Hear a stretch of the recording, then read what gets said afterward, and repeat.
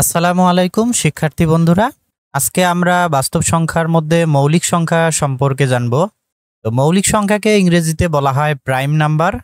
একের চেয়ে বড় যে সকল সংখ্যার এক এবং ওই সংখ্যা ব্যতীত অন্য কোনো উৎপাদক বা গুণনীয়ক নেই সে সকল সংখ্যাই মৌলিক সংখ্যা। তাহলে মৌলিক সংখ্যা হতে হলে সেটা একের চেয়ে বড় হতে হবে, আর সেই সংখ্যাটার গুণনীয়ক বা উৎপাদক এক এবং ওই সংখ্যা ব্যতীত অন্য কোনো সংখ্যা থাকা যাবে না। যেমন 2, 3, 5, 7, 11, 13, 17, 19, 23 ইত্যাদি। 2 এর গুণনীয়ক হলো 1 এবং 2। তাহলে 2কে 1 এবং ওই সংখ্যা ছাড়া অন্য সংখ্যা দ্বারা ভাগ করা যায় না। একইভাবে 3 এর গুণনীয়ক হলো 1 এবং 3, অর্থাৎ 3কে 1 এবং 3 ছাড়া অন্য কোনো সংখ্যা দ্বারা ভাগ করা যায় না। একইভাবে যদি আমরা দেখি 5 এর গুণনীয়ক 1 এবং 5, অর্থাৎ 1 এবং 5 ছাড়া অন্য কোনো সংখ্যা দ্বারা 5কে ভাগ করা যায় না। তাহলে আমরা বুঝতে পারলাম যে মৌলিক সংখ্যাকে 1 এবং ওই সংখ্যা ব্যতীত অন্য কোনো সংখ্যা দ্বারা ভাগ করা যায় না। 1 মৌলিক সংখ্যা নয়, এজন্য আমরা সংজ্ঞাতে বলবো যে 1-এর চেয়ে বড়। এরপরে 2 একমাত্র জোড় ও সবচেয়ে ছোট মৌলিক সংখ্যা।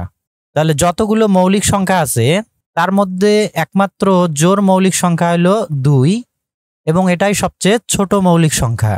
অর্থাৎ আমরা বলতে পারি 2 ব্যতীত সকল মৌলিক সংখ্যা বিজোড়, কিন্তু সকল বিজোড় সংখ্যা মৌলিক নয়। যেমন 9 একটি বিজোড় সংখ্যা, কিন্তু 9 এর গুণনীয়ক হলো 1, 3, 9, অর্থাৎ 1 এবং ওই সংখ্যা বাদ দিয়ে আরও একটি গুণনীয়ক রয়েছে। এই জন্য 9 বিজোড় সংখ্যা হওয়া সত্ত্বেও মৌলিক সংখ্যা নয়, কেননা 9 এর গুণনীয়ক 2 এর অধিক। আর আমরা জানি মৌলিক সংখ্যার গুণনীয়ক সর্বদা 2টি, 1 এবং ওই সংখ্যাটি নিজে। 1 থেকে 100 পর্যন্ত মোট 25টি মৌলিক সংখ্যা রয়েছে। তো এই 25টি সংখ্যা আমরা যদি আরও সহজভাবে মনে রাখি, একটা নাম্বার আমাদের মনে রাখতে হবে 44, 22, 322, 321।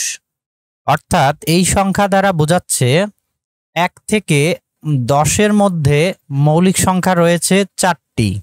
এরপরে 11 থেকে 20-এর মধ্যে মৌলিক সংখ্যা রয়েছে 4টি।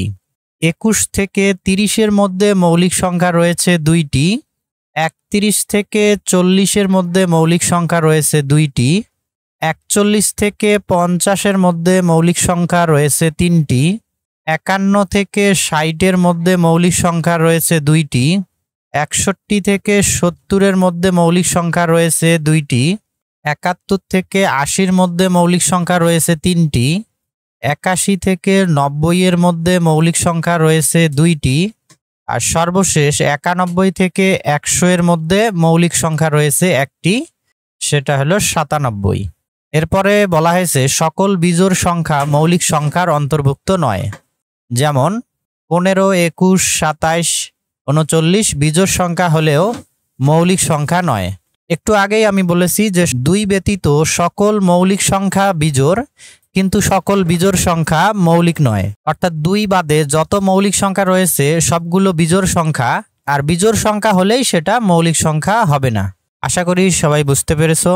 পরবর্তী ভিডিও দেখার আমন্ত্রণ জানিয়ে শেষ করছি। আল্লাহ হাফেজ।